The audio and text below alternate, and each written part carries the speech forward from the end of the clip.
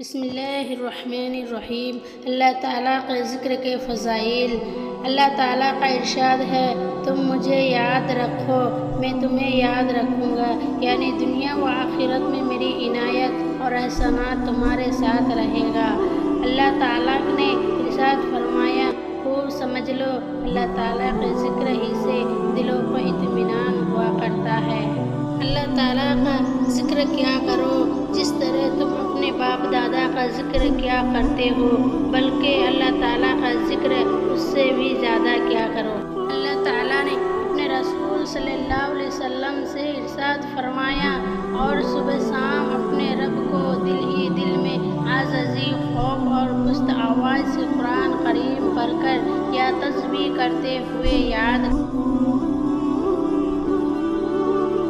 اللہ تعالیٰ کا ارشاد ہے، تو اللہ تعالیٰ کی تسبیح ہر وقت کیا کرو، خصوصاً شام کے وقت اور صبح کے وقت، جیسا کہ اگر یونس علیہ السلام مچھلی کے پیٹ میں بھی اور مچھلی کے پیٹ میں جانے سے پہلے بھی اللہ تعالیٰ کی کثرت سے تسبیح کرنے والے نہ ہوتے تو قیامت تک مچھلی کے پیٹ میں سے نکلنا نصیب نہیں ہوتا، یعنی مچھلی کی غذا بن جاتے۔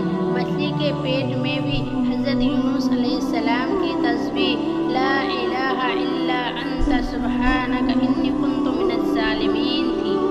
حضرت ابو ہریرہ رضی اللہ عنہ نے روایت کرتے ہیں کہ رسول اللہ صلی اللہ علیہ وسلم نے ارشاد فرمایا، فرشتوں کی ایک جماعت ہے جو راستوں میں اللہ تعالیٰ کا ذکر کرنے والوں کی تلاش میں گھومتے پھرتے ہیں۔ جب وہ کسی ایسی جماعت کو پا لیتے ہیں جو اللہ تعالیٰ کے ذکر میں مصروف ہوتی ہے تو ایک دوسرے کو پکار کر کہتے ہیں کہ آؤ، یہاں تمہارے مطلوبہ چیز ہے۔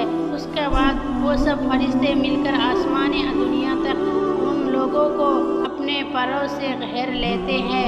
اللہ تعالیٰ ان فرشتوں سے پوچھتے ہیں، جبکہ اللہ تعالیٰ ان فرشتوں سے زیادہ باخبر ہے کہ میرے بندے کیا کر رہے ہیں۔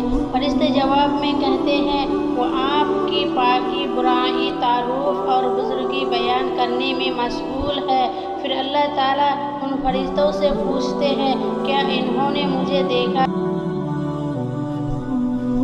اللہ کی قسم، انہوں نے آپ کو دیکھا تو نہیں۔ ارشاد ہوتا ہے کہ اگر وہ مجھے دیکھ لیتے تو کیا حال ہوتا؟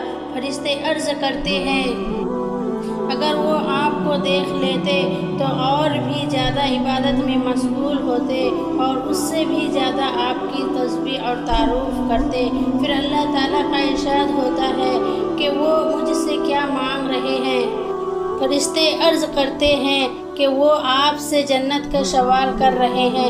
ارشاد ہوتا ہے کہ انہوں نے جنت کو دیکھا ہے؟ فرشتے عرض کرتے ہیں، اللہ کی قسم یہ رب، انہوں نے جنت کو دیکھا تو نہیں ہے۔ اللہ تعالیٰ کا ارشاد ہوتا ہے کہ اگر وہ جنت کو دیکھ لیتے تو ان کا کیا حال ہوتا؟ فرشتے عرض کرتے ہیں، اگر وہ جنت کو دیکھ لیتے تو اس سے بھی زیادہ جنت کو شوق، تمنا اور اس کی مطلب میں لگ جاتے۔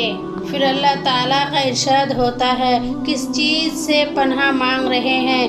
فرشتے عرض کرتے ہیں، وہ جہنم سے پناہ مانگ رہے ہیں۔ اللہ تعالیٰ کا ارشاد ہوتا ہے، کیا انہوں نے جہنم کو دیکھا ہے؟